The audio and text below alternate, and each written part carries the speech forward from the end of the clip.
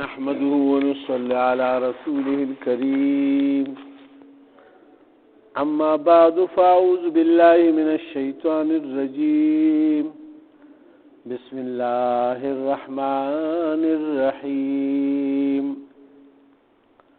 ولو أننا نزلنا إليهم الملائكة وكلمهم الموت وحشرنا عليهم كل شيء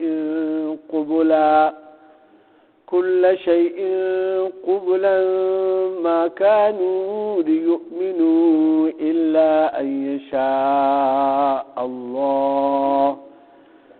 يشاء الله ولكن أكثرهم يجهلون وكذلك جعلنا لكل نبي عدوا شياطين الإنس والجن يوحي بعضهم إلى بعض زخرف القول غرورا ولو شاء ربك ما فعلوا فذروا وما يفترون ولتصغى إليه أفئدة الذين لا يؤمنون بالآخرة وليرضوه وليقترفوا ما هم مقترفون صدق الله العظيم.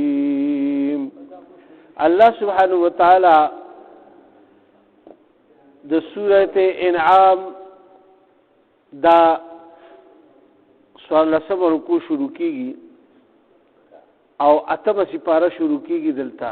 اللہ سبحانہ وتعالی پدے کی فرمائی ولو اننا او کچری منگا نزلنا نازل کرے الیہم الملائکتا دی طرف تا ملائکی وکلمهم الموتا او خبری کړی دی سرا مړو وحشرنا علیهم او رایو ذکری مو په دای باندې کل شیء ټول سيزونه د دنیا څومره مخلوقات دي قبلا چې مخکې تیر شوی دي ما كانوا ليؤمنوا نو دای بیا ایمان نه وروړي. الله پاک څنګه زبردست مثال پیش کو وای کچره مونږ په دای باندې پرشتیم نازل کړي وي دای ته مړی مرا ژوند شي وي او دای مخکینی چې کوم خلق مړ شي دا ټول دای ته ما ودرولې وي خدای بیا ایمان نه وروړي ولی چې دای د دې وجنه نه وروړي ایمان چې لکه دای ته پته نشتا بلکې د ضد د وجنه نه وروړي د عناد د وجنه او د بخیلې د وجنه د ایمان وروړي په کس نه وروړي لکه سره چې په ضد شي او حاول ته پته چې دا پلان کې حق دی وای نه ور کوم بس نو بس دا هغه شی دی. دلته کې الله پاک دا فرمایي چې زه ته عرض دا وای نو دلته کې الله پاک بیا اوس فرمایي الا ان یشاء الله مگر دا چې وغواړي الله سبحانه وتعالى چې چا په ځل کې الله پاک هدایت واچي د هدایت رڼا پکې راشي دا هغه زړه بیا نیغ لارې ته مطمئن شي او هغه ته توجه پیدا شي دا سړی نو هغه باندې بیا معمولی خبره توتر د صحت او د وعظو کا بس هغه باندې بیا اثر کوي ولكن اکثرهم يجهلون لیکن دی کی اکثر خلک چې کوم دي نو دا جاهلان دي. جهل نادانه د وجنم کیږي او په کسرم کیږي.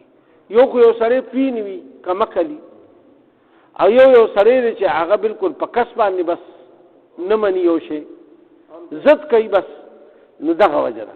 الله سبحانه وتعالى فرمایي وكذلك جعلنا ام دغه رنگ بونګر زولي لكل نبي د هر نبی د پاره عدوا دشمنان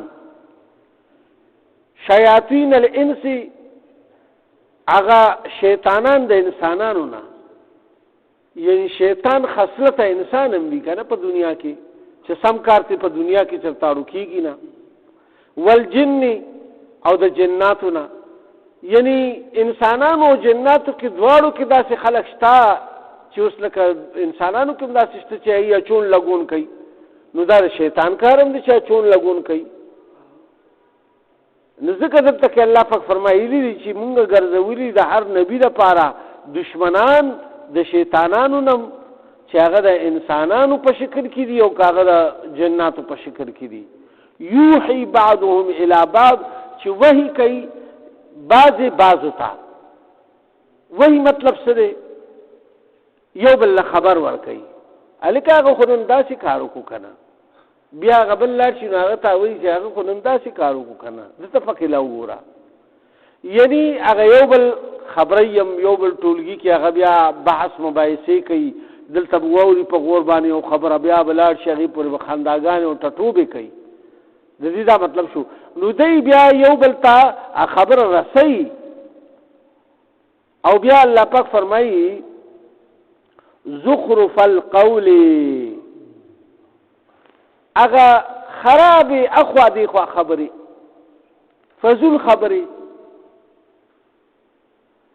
د دې خبره غروره او فریب سره بیا بیانوي او په دې کې فریب هم شاملي، څه پکې د ځان هم شامل کی او څه پکې داسې هغې له بیا لږ مطلب دا سرخي پوډر مو لګوي. خبره دونه نه وي او هغه بس داسې کي چې بس هغې له بس بیا ډېر داسې خوند جوړ کی او هغه په خوند سره بیان کی. ولو شاء ربک، او که چېرې غوښتې وي رب ستا، ما فعلوه، نو دوی به دا کار نه وی کړی. یو خدا چې الله سبحانه وتعالی که دوی ته د هدایت فیصله کړې وه، خو د دوی په زړه کې به هدایت خبره راغلې وه، رڼا به راغلې وه، دوی به هدایت قبول کړی، یا به دوی لاسونو خپو باندې شل شوي، په خوله به ګونګیان شوي، نو بیا به هم خبرې نه شوې کولی، دا کار به یې نه شو کولی، منې شوي وو. نو دا دوه طریقې کېدی شي چې یا به ورته هدایت شي، خو الله نه دي غوښتي، فذرهم، نو تیم پرېږده، بس د دوی دا کارونه ټول په الله باندې پرېږده. وما یفترون، او هر هغه څه چې کوم دی دروغ جوړوي په الله باندې او د هغه په رسول باندې، دغه خبرې هم ټولې پرېږده. ولتصغى، دا د دې دپاره چې مونږ یعنې دا خبرې بیانوو تاسو ته چې تاسو الیه دی طرف ته افئدة الذین، زړونه د هغه خلکو لا یؤمنون بالآخرة چې ایمان نه وروړي په آخرت باندې، ولترضوه، او خوښوي د دوی دا کارونه، وليقترفو، او د دې دپاره چې دوی دا کم کارونه کوي که نه، ما هم مقترفون، نو دا خراب کارونه کوي. دوی چې دا کومو کارونو کې اخته دي، دوی په کومو بحثونو کې اخته دي، نو دا خبرې یعنې داسې خبرې دي چې یعنې دا د کولو نه دي، خو بس دوی یې کوي، بس دوی طلاق شیطان خشته کړي دي. لہذا الله پاک فرمایي افغیر الله، اے در الله نه علاوه، ابتغي حکما، یعنی تلاش کوي یو فیصله کوونکی، وهو الذي انزل الیکم، او هغه ذات ته چې نازل کړی ستاسو طرف ته کتاب مفصله، کتاب په تفصیل سره. والذین آتیناهم الکتاب، او هغه کسان چې ورکړی دی مونږ هغوی ته کتاب، یعلمون انه، هغوی ته پته ده انه منزل، چې دا نازل شوی د الله د طرف نه دی، من ربک، د رب د طرف نه، بالحق، په حق سره، فلا تکونن من الممترین، پس مکیږه ته د شک کوونکو نه. نو محمد صلی الله علیه و وسلم خو دا شک والا نه نشي کېدی، ځکه چې هغه پیغمبر دی، په هغه باندې خو وحی راځي. لیکن دا مسلمانانو ته هدایات دي چې وایي تاسو په دې کې شک مه کوئ، که تاسو ته څوک داسې د شک خبره په زړه کې واچوي د اسلام په باره کې، نو هغې ته غوږ مه کېدئ او په شک کې مه پرېږدئ. او الله بیا ورپسې فرمایي وتمت کلمت ربک، او کامل شو خبرې د رب ستا، کامل شوي، صدقا، او رښتینې شوي، وعدلا، او د انصاف په اعتبار سره. لا مبدل لکلماته، نه بدلیږي هغه کلمې د الله سبحانه وتعالی، خبرې د الله، وهو السمیع العلیم، او هغه اورېدونکی هم دی او علیم ذات دی. هغه چې کومې خبرې کړي دي هغې کې بیا بدلون نه راځي، بس الله یو فیصله ده، بس هغه فیصله شوې ده. وان تطیع، او که چېرې ته تابعداري وکړې، اکثر من فی الارض، دا اکثر خلقو څوک چې په دې ځمکه کې دي یضلوکا نو گمراه بکیتا. نو دا رسول الله صلی الله علیه وسلم تعالی په خطاب کوي، خدا په اصل کې مؤمنانو تعالی پاک کوي، ولې چې پیغمبر خو نو گمراه کیږي. لیکن مسلمانانو ته وایي چې تاسو د اکثر خلق اکثریت ته مو ګورئ. اوس په دنیا کې و سره پاسه و عرب خلک دی نیم عرب اتا عرب، نو پای کې صرف یو عرب یا یو نیم عرب چې کوم دي مسلمانان دي. نو د دې کوس مو وایي چې اکثریت په سيزونو بس بیا خو کاغي په سيزونو بس اسلام به پریږدو، ولې چې اکثریت خو کفر دی کنه. نو دې د وجه نه موږ به اکثریت ته نه ګورو. الله پاک فرمایي وین تو اکثر کچریت تابعداریو کې خبرو منی د اکثر خلقو من فی الارض دا هغه چا چې پس بک کړي یذلوکا نو گمراه بکتا لا عن سبیل الله دا الله تر طرفنا په بل لار باندې کې ان یتبعون او کچری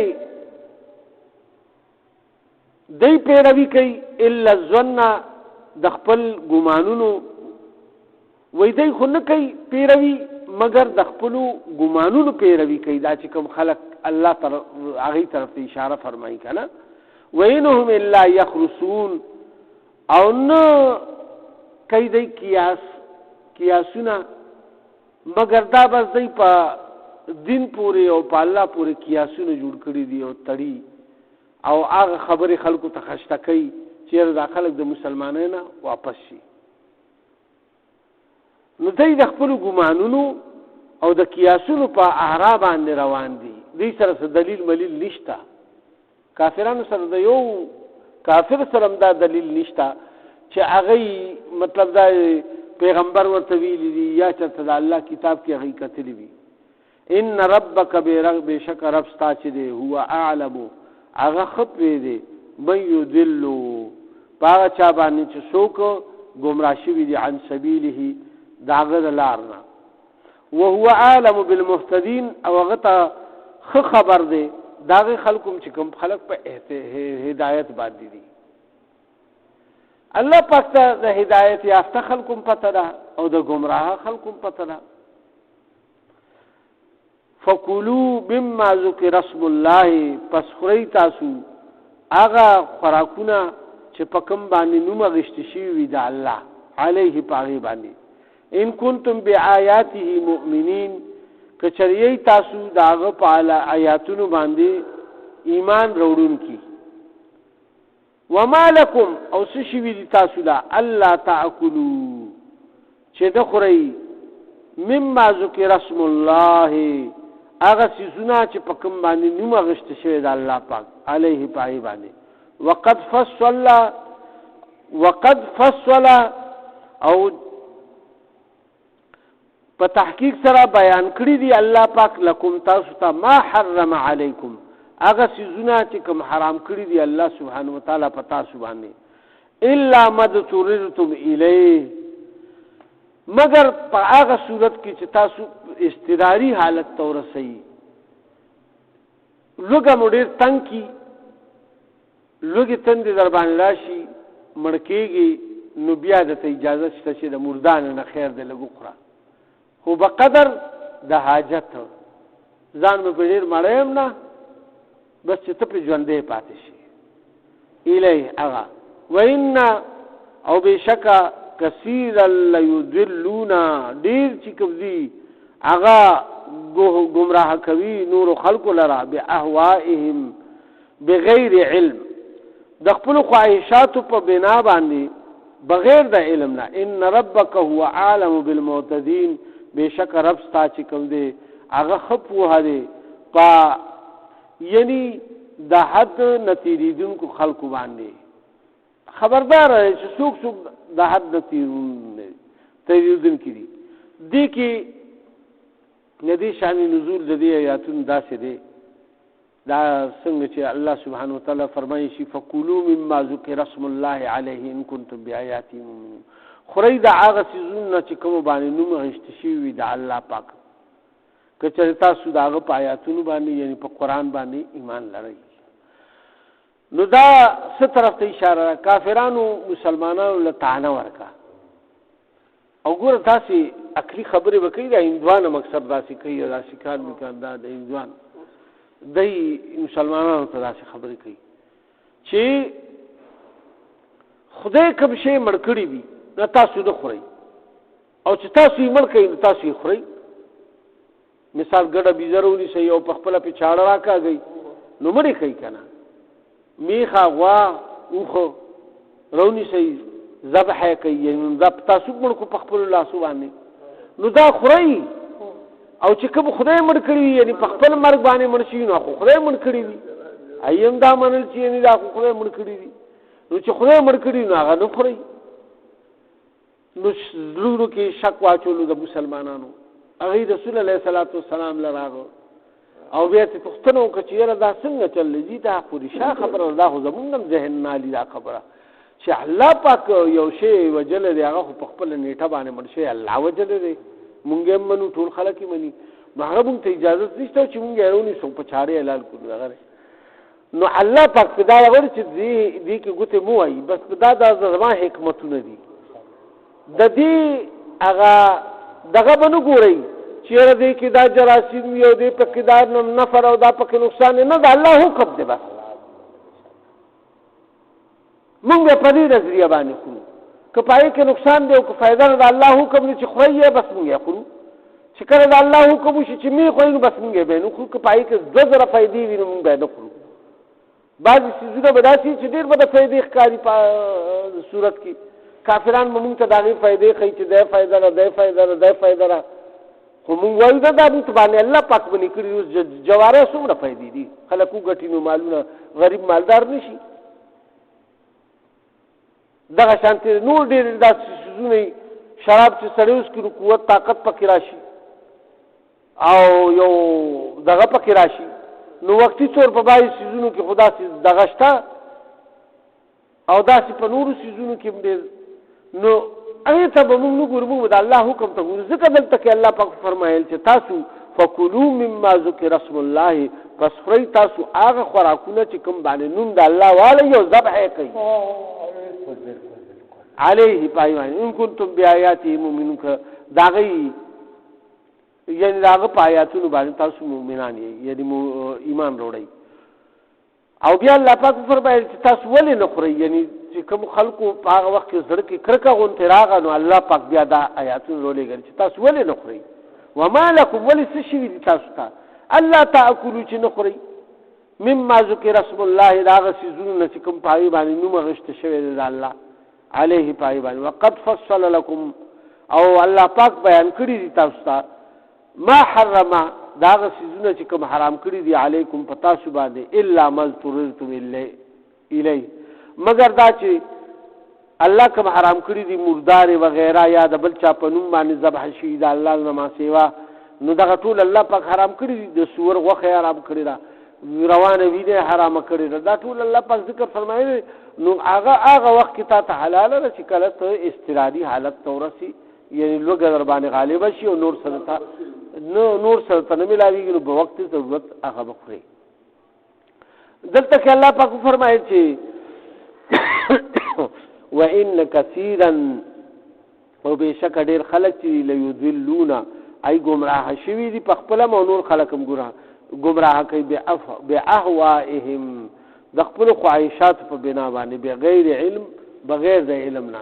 هغې اټکلونه جنګوي، عقلي خبرې کوي، عقل نه په دین کې کار نه لري. ان ربک هو عالم بالمعتدین، او بېشکه رب ستا چې کوم دی ښه خبردار دی د حد نه تېرېدونکو خلکو نه. وذرو، او پرېږدئ ظاهر الاسم، هغه کلاو ګناهونو لره، و باطنه، او پټو ګناهونو لره. الله پاک ګوره اوس ټولو مسلمانانو ته یو حکم فرمایي چې بهی که څوک په ظاهري ګناه کې مبتلا دی، حرام خورۍ کې، پارس کې، یا باطني پټ د خلکو نه، نو هغې کې مبتلا دی، نو دا دواړه پرېږدئ. مثال یو سړی دی، هغه وګوره د ده نه څوک څه خبرېږي چې دی بدنظري کوي یا پټ پټ چې کوم دی نو فحش فلمونه یا څیزونه ګوري، فوټوان ګوري، یا مثال پټ پټ غلط کارونه کوي، خو د خلکو د سترګو نه ځان پناه ساتي. نو الله پاک دواړو طرف ته اشاره وفرمایله. انسان خو د خلکو نه خو ځان پټوي، خو د الله نه خو نشي پټېدی که نه. نو الله پاک دا وفرمایل وذرو او پرېږدئ، اوس هم پرېږدئ، دته وخت شته، مرګ ته ملا وخت شته، د مرګ نه مخکې توبه وباسئ. وذرو ظاهر الاسم وباطنه، کلاو ګناهونه هم پرېږدئ او پټ چپ چې کوم ګناهونه کوئ نو هغه هم پرېږدئ، توبه وباسئ بس. ان الذين بشکا کسان یکسبون الاسم چې کوي کارونه د ګناه، سیجزون بما كانوا یقترفون، نو ډیر زر به مونږه بدله ورکو دی ته دغه ګناهونو چې کوم دی په دنیا کې کول. کوم ګناهونه چې دی کول دغه ګناهونو سزا به ورته ګوره ډېره زر بلاویږي بیا چې څنګه مړه شي نو بس، او بعضې وخت په دنیا کې الله پاک راونیسي. لہذا که څوک ظلم کې اخته دی، حرام خوری کې اخته دی، زناکاری کې اخته دی، جواری کې اخته دی، یا څه قسم اسلامی رشوت وغیرہ یا نور چیزونه یا فحاشی کې اخته دی، څه قسم ګناه کې اخته دی، نو هغه پرېږدئ. الله پاک بس دا وګوره موږ له څومره ښکلې نصیحت کوي. ولا تعکلوا، اوس الله پاک دا فرمایي او مخورئ مما دا هغه څیزونه لم یذکر اسم الله چې نوي اخیستي شوي په هغې باندې نوم د الله علیه په هغې باندې. وانه لفسق، او بېشکه چې دا فسق دی، ګناه ده چې د الله نوم پرې نه دی اخیستی، بس په خپله من شوی دی، بس دا مردار دی. یا پرې د بابا نوم اخیستی شوی، یا پرې د بوت نوم اخیستی شوی، یا پرې د فرشتي نوم اخیستی شوی، یا پرې د پیغمبر نوم اخیستی شوی، د هر چا نوم چې پرې اخیستی شوی د الله نه ما سوا، نو دا حرام دی، لحاظه دا مخورئ او دا ګناه ده. وان الشیاطین، او بېشکه دا شیطانان چې دي، لیوحون دی خو وحی کوي، وحی یو بل ته په زړه کې خبرې اچوي، په غوږونو کې پس پس کوي، غوږونو باندې سړی خبره واوري یا زړه ته ځي که نه، الی اولیائهم، خپلو ملګرو ته، اولیاء ملګرو ته وایي، دوستانو ته، لیجادلوکم، د پاره د دې چې تاسو وجنګوي په خپلو کې. داسې خبرې بس تاسو په منځ کې وړي راوړي چې تاسو په جګړه کې. وان اطعتموهم، او که چې تاسو د دوی دا طاعت وکړو، یعنې د دوی دا خبرې مو ومنلې، انکم لمشرکون، نو بیا به تاسو مشرکان شئ. نو لہذا داسې کارونه مه کوئ، په یو بل له کفر فتوی مه لګوئ، او صحیح مسلمانان شئ، وعظ نصیحت وکئ. یو مسلمان دی هغه په غلط کار کې اخته دی، هغه ته وعظ نصیحت وکړه چې الله سبحانه وتعالی هغه ته هدایت نصیب کړي. ولې که چېرې فرض که هغه په داسې حالت کې مړ شي، نو الله پاک وفرمایل چې که تاسو پټې ګناهګانې کوئ او که څرګندې کوئ، نو زه په دې به رانیسم، تاسو رانیسم به مو. لہذا الله سبحانه وتعالی څنګه زبردست نصیحت وکړو، او بیا وفرمایل چې تاسو که چېرې د دوی دا اطاعت وکړو او دوی خبره مو ومنله، او د الله نه ما سوا نور څیزونو لره چې هغې باندې ذبحې باندې د الله نه ما سوا د نورو څیزونو نومونه اخیستي شوي وي، هغه وخوړل، تاسو بیا مشرکان شئ.